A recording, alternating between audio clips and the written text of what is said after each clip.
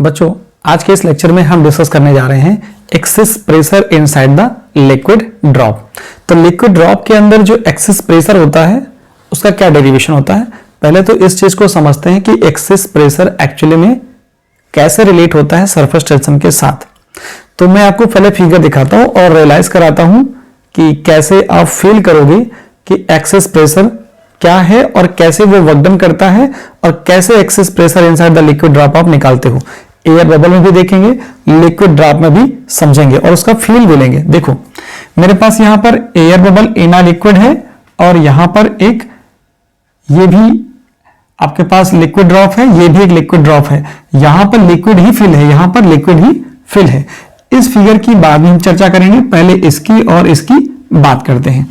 तो पहले आपको बता दूं कि हमारे पास जो लिक्विड का प्रेशर है, ये एयर बबल है। कैसी है? एयर बबल है। इस एयर बबल पर ये जो वाटर है वो प्रेशर कितना लगा रहा है, वो मैं मान लेता हूं यहां पर प्रेशर लग रहा है कितना, P। और जो इसके अंदर का प्रेशर है वो कितना है, वो हमारे पास है P प्लस स्मॉल p। समझ में आया क्यों मैंने P प्लस स्मॉल p लिखा? क्योंकि ये वाला P तो यही वाला P है, ये वाला जो P है वो एक्सेस प्रेशर है। अब ये एक्सेस प्रेशर कैसे हुआ अभी समझाता हूं। यहां पर देखो, यहां पर भी इधर आउटसाइड में एयर है, इसका मतलब आउटसाइड में जो प्रेशर है वो P है और इसके अंदर का जो प्रेशर है वो P प्लस P है। क्या है? P प्लस P है। तो आपको यहां पर देखना है ये कि जो ये P प्लस P आया है, P प्लस P, ये है एक्सेस प्रेशर। इसके अंदर जो ये वाला जो प्रेशर है ना, ये वाला प्रेशर, ये एक्सेस प्रेशर है। तो ये अंदर का जो प्रेशर है वो बाहर वाले के प्रेशर से ज्यादा कैसे, और है तो किस रीजन से है? अच्छा, एक्सेस प्रेशर का जो कंसेप्ट है ना वो डायरेक्टली डील करता है सरफेस टेंशन ऑफ लिक्विड से। क्यों? क्योंकि सरफेस टेंशन, ये जो लिक्विड की ड्रॉप है, ये सारे पॉइंट क्या है, लिक्विड की ड्रॉप है। ये लिक्विड ड्रॉप की सरफेस है, यहां पर भी होंगे, यहां पर भी होंगे, सब जगह होंगे। ये एक तरह का क्या है, लिक्विड का सरफेस है। लिक्विड के सरफेस की टेंडेंसी होती है कि वो अपने को सिकोड़ना चाहता है, कॉन्ट्रैक्ट करना चाहता है। इसकी जो सरफेस है स्ट्रेच मेम्ब्रेन की तरह बिहेव करती है और वो क्या होती है, कॉन्ट्रैक्ट होना चाहती है। तो उसको कॉन्ट्रैक्ट होने से कौन रोकेगा? लिक्विड की प्रॉपर्टी सरफेस टेंशन रोकेगा। अब यहां पे इसकी प्रॉपर्टी है इसको कॉन्ट्रैक्ट होने के लिए, अगर अंदर का प्रेशर ज्यादा नहीं होगा तो इसको क्या करेगा, ये कॉन्ट्रैक्ट होने देगा। लेकिन लिक्विड की ड्रॉप कॉन्ट्रैक्ट नहीं होती है। तो देखो ऐसे, ये जो लिक्विड की ड्रॉप है, अंदर का प्रेशर ज्यादा है, वो क्या करता है, वो इस ड्रॉप पर, इस लिक्विड सरफेस पर क्या करता है, एक प्रेशर एक्सर्ट करता है। तो उसी प्रेशर की वजह से ये ड्रॉप रुक जाती है, अपने उसी सरफेस पे बनी रहती है। यहां पर भी ये देखो, ये चीज है, ये ड्रॉप चाहती तो ये जो एयर बबल है वो अगर अंदर का प्रेशर कम होता तो कैसे हो जाता, वो कॉन्टैक्ट हो जाता। लेकिन यहां पर क्या है, अंदर का प्रेशर इससे ज्यादा है, इसलिए उसको क्या कर रहा है, और कितना है, इस लिक्विड के सरफेस टेंशन की, जो लिक्विड का सरफेस टेंशन है यहां, क्योंकि ये लिक्विड के, देखो ये एयर बबल ही है, इस एयर बबल पर क्या है, लिक्विड का जो ऊपर से लिक्विड का सरफेस है, एयर बबल के ऊपर जो लिक्विड के पार्टिकल हैं वो चाहते हैं कि उसको कम कर दें, लेकिन अंदर का जो प्रेशर है वो उसको वहीं पर रोक के रख रहा है। ठीक है, यहां पर आप समझ में आया कि कैसे ये अंदर का प्रेशर ज्यादा होता है किसके प्रेशर से, आउटर प्रेशर। तो देखो यहां लिखा है, consider a liquid drop of radius r of liquids of surface tension T। तो जो लिक्विड का सरफेस टेंशन है वो T है और रेडियस क्या है, रेडियस है आपके पास R। Pressure outside the drop वो मैंने मान लिया है कितना, P है, और प्रेशर इनसाइड द ड्रॉप मैंने ले लिया है कितना, P प्लस स्मॉल p। मैंने दो प्रेशर ले लिए। ये प्रेशर एक्सेस प्रेशर है, ये क्या करता है, ये एक्सेस प्रेशर लिक्विड ड्रॉप को क्या करता है, लिक्विड ड्रॉप की सरफेस पर नॉर्मली आउटवर्ड फोर्स एक्सर्ट करता है। क्यों? क्योंकि ये जो प्रेशर है इतने एरिया पे लगेगा, जब प्रेशर का इंपैक्ट दिखेगा तो क्या करेगा, इन सारे पार्टिकल को ये बाहर की ओर पुश करेगा, और पुश करेगा तो ये जो पार्टिकल यहां थे वो यहां पहुंच जाएंगे। इस तरह से क्या होगा, एक्सेस प्रेशर की वजह से जो पार्टिकल यहां पे होते हैं वो थोड़ा सा डिस्प्लेस हो जाते हैं। क्या हो जाते हैं, डिस्प्लेस हो जाते हैं। कैसे होते हैं, नॉर्मली आउटवर्ड। तो मैं लैंग्वेज में अभी लिख दूंगा कि ये नॉर्मली आउटवर्ड डिस्प्लेस होते हैं, और इतना कम डिस्प्लेस होते हैं, इतना कम डिस्प्लेस होते हैं, माइक्रोमीटर में होते हैं कि अंदर का जो प्रेशर है वो रिमेन अनचेंज रहता है। जो एक्सेस प्रेशर की वैल्यू है वो रिमेन अनचेंज होती है। जरा मैं आपको दिखाता हूं, देखो कैसे आपको समझना है। तो आप एक वैल्यू लेंगे ना, इस वैल्यू में मैं एयर फिल कर रहा हूं।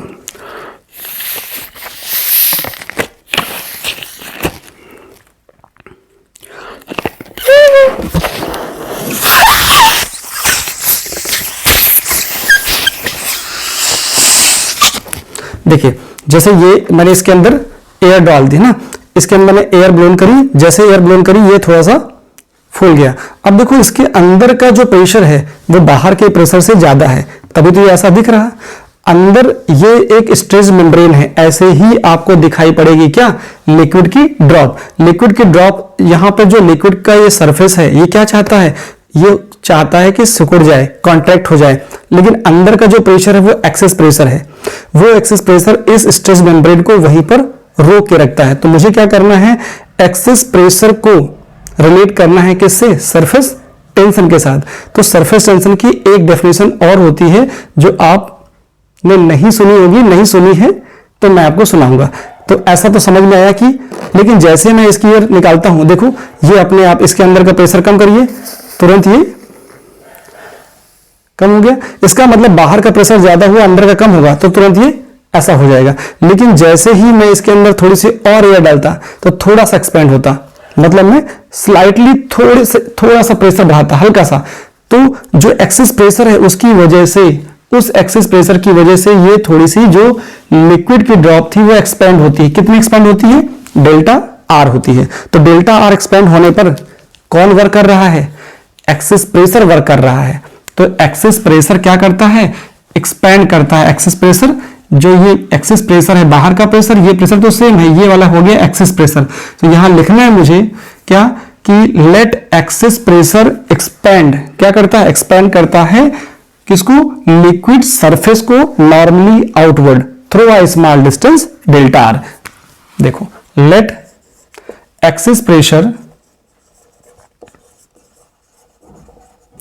एक्सेस प्रेशर, यहां जो एक्सेस प्रेशर है वो क्या करेगा, वो एक्सपेंड करेगा किसको, सरफेस को। एक्सपेंड करेगा जब सरफेस को, तो यहां पर लिख सकते हैं आप let excess pressure push the, ऐसा लिख सकता हूं मैं, push the surface of drop. ये जो सरफेस ऑफ ड्रॉप होती है, surface of drop normally outward, normally outward through a, थोड़ी सी लैंग्वेज है ये, through a small distance delta R such that excess pressure remain unchange. जो भी प्रेशर आप देंगे वो कैसा होगा, remain unchange. That is excess pressure, excess pressure inside the drop, inside the drop remain unchanged। तो मैंने वैल्यूम के थ्रू आपको यह समझाने की कोशिश करी है कि जो वैल्यूम के अंदर का प्रेशर होता है वो आउटर प्रेशर से ज्यादा है, तभी तो वो उसके स्ट्रेच मेम्ब्रेन को रोक के रखता है। अब थोड़ा सा मैं अगर उसके अंदर और एयर डाल दूं तो वैल्यूम थोड़ा सा फूल जाता है, फूल जाता है। तो फूलने के बाद कितना डिस्प्लेस हुआ, मैंने कहा मैं थोड़ा सा इसके अंदर और प्रेशर डाल रहा हूं, तो जो एक्सेस प्रेशर मैंने दिया अंदर, उसने क्या किया, इस सरफेस को यहां से इस सरफेस को यहां से कहां पहुंचा दिया, यहां पहुंचा दिया। इन पार्टिकल को इतना डिस्प्लेस कर दिया। जब इतना डिस्प्लेस कर दिया तो डिस्प्लेस करने पर क्या चेंज हो गया, सरफेस एरिया चेंज हो गया। सरफेस एरिया चेंज होने से क्या हो गया, सरफेस एनर्जी चेंज हो जाती है। अब सरफेस एनर्जी चेंज होगी तो सरफेस एनर्जी चेंज होने पर आपको एक फॉर्मूला पता होना चाहिए जो सरफेस टेंशन की डेफिनेशन से आता है। सरफेस एनर्जी इक्वल टू होता है T इंटू डेल्टा ए। बस मुझे वही आपको सिखाना है। तो यहां पर सबसे पहला काम तो यह है कि आप पहले वर्क डन निकालिए, work done by excess pressure, work done by excess pressure, work done by excess pressure क्या आ जाएगा? यह आता है force into displacement, force into displacement. जरा देखो ये एक्सिस प्रेशर P है और वो कितने एरिया पे लग रहा है? वो लग रहा है 4 पाई आर स्क्वायर पे। कितने लग रहा है? 4 पाई आर स्क्वायर पे। तो इसका मतलब जो F की जगह पे है वो मैं क्या ले सकता हूं? F की जगह पे ले सकता हूं P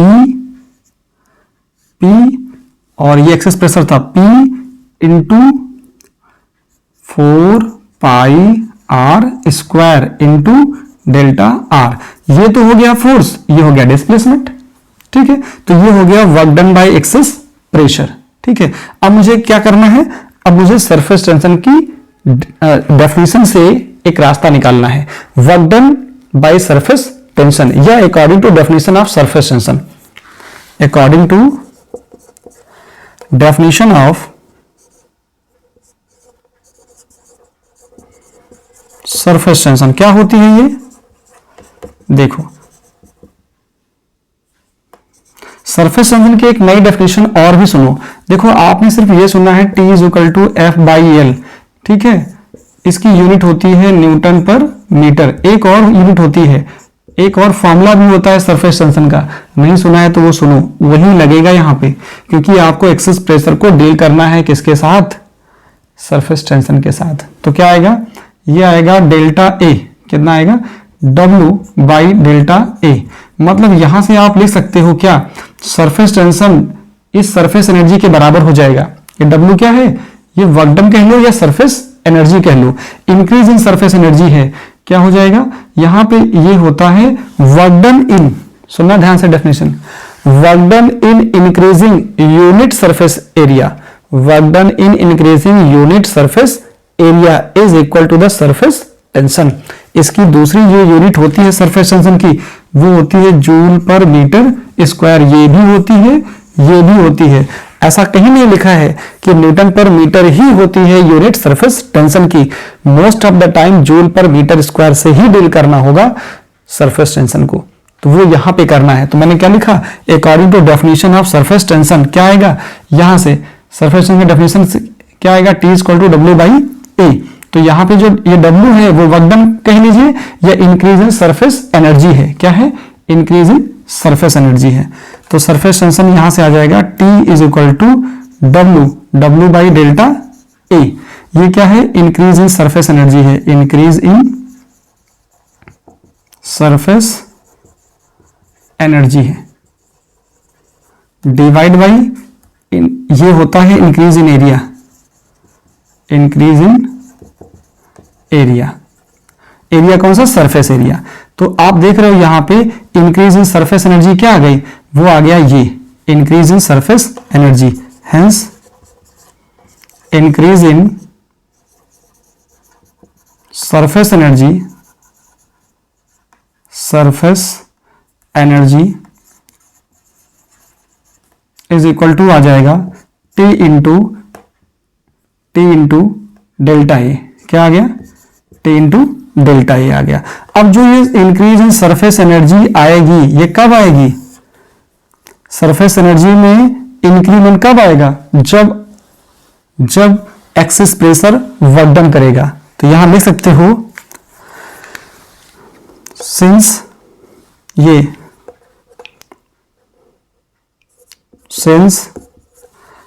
work done by excess pressure is equal to the increase in surface energy, क्योंकि फॉर्मूला तो यही सही है। जो work done by excess pressure होता है वो क्या करता है, इंक्रीज इन सरफेस एनर्जी करता है। अब इंक्रीज इन सरफेस एनर्जी में क्या है, आपको ये फॉर्मूला मिल चुका है, P कितना, P into 4 pi are square into delta r मिल चुका है। इंक्रीज इन सरफेस एनर्जी वो क्या है आपके पास, T इंटू डेल्टा ए है, ठीक है। अच्छा यहां से देखो जरा सा, T की जगह पे T ही रहेगा, डेल्टा ए की जगह पे क्या आ जाएगा, डेल्टा ए की जगह पे क्या आएगा, 4 pi are plus delta are. क्यों, क्योंकि इस वाले की जो रेडियस है, इस वाले की रेडियस है वो कितनी है, ये आपके पास ये आ गई है, R plus delta R minus 4 pi are square. तो यहां से देखो P into 4 pi are square delta R is equal to T, यहां से दोनों में 4 पाई कॉमन कर लो तो 4 पाई कॉमन हो जाएगा और क्या आ जाएगा, अंदर से बचेगा यहां पर ये r प्लस डेल्टा आर का स्क्वायर आएगा, तो R square plus delta R का स्क्वायर आया plus 2r delta R minus R square आएगा। तो देखो ये टर्म कैंसिल हो जाएगा। डेल्टा आर क्या होता है, since delta R is tending to 0 very small, इसका मतलब ये हो जाएगा, इसका मतलब ये हो जाएगा डेल्टा आर का जो स्क्वायर होगा वो 0 के बराबर ही होगा, ठीक है, ऑलमोस्ट 0 होगा। तो यहां से क्या आ सकता है, 4 पाई कैंसिल कर देंगे तो P यहां से आ जाएगा R square delta R is equal to T into, यहां से देखो कितना आ जाएगा, यहां से आ जाएगा 2r delta r, 2r delta r आ गया। तो यहां से डेल्टा आर भी कैंसिल हो जाएगा और ये r से एक r कैंसिल हो जाएगा। तो देखो क्या मिल गया जाके, ये मिल गया P into R is equal to 2T मिल गया। तो यहां से आप निकाल सकते हो कि P इज इक्वल टू क्या आ जाएगा जाके, यहां से आप निकाल सकते हो कि P इज इक्वल टू, मैं लिख सकता हूं P इज इक्वल टू लिखा जा सकता है, एक्सेस जो प्रेशर आया है 2T बाई आर, ये मैं ले सकता हूं कि जो एक्सेस प्रेशर है वो 2T बाई आर आ रहा है। तो ये तो बात हो गई किसके लिए, ये बात हो गई लिक्विड ड्रॉप के लिए। थोड़ा सा लेंदी इसलिए हुआ क्योंकि आपको एक्सेस प्रेशर का मतलब भी समझना था, अदरवाइज आप इस डेरिवेशन को करते समय सिर्फ ये फिगर बनाइए, ये फिगर बनाइए और ये कंसिडरेशन लिख दीजिए, आपसे कोई कुछ नहीं पूछता, सिर्फ इस फॉर्मूले को यूज करिए। किस फॉर्मूले को, सिर्फ इस फॉर्मूले को आप यूज करेंगे। मेन फॉर्मूला आपके पास ये है, increase in surface energy, increase in surface energy is equal to होता है T इंटू डेल्टा ए। इंक्रीज इन सरफेस एनर्जी एक्चुअली में है नहीं कुछ, ये W ही है। क्या है, ये आपके पास वर्क डन ही तो है। एक वर्क डन ये वाला निकाल लीजिए और एक वर्क डन आपने निकाला है यहां से, एक वर्क डन क्या निकाला है, ये वाला वर्क डन, एक वर्क डन ये निकाल दीजिए। अगर आपको कुछ प्रॉब्लम ज्यादा लग रही है तो आप लिखिए work done by excess pressure, ये निकालिए और फिर ये लिखिए increase in surface energy W is equal to होता है T into delta A as per definition of surface tension, ठीक है। उसके बाद फिर इसकी वैल्यू पुट करिए और डेल्टा ए की वैल्यू पुट करिए, रिजल्ट आपको मिल जाता है।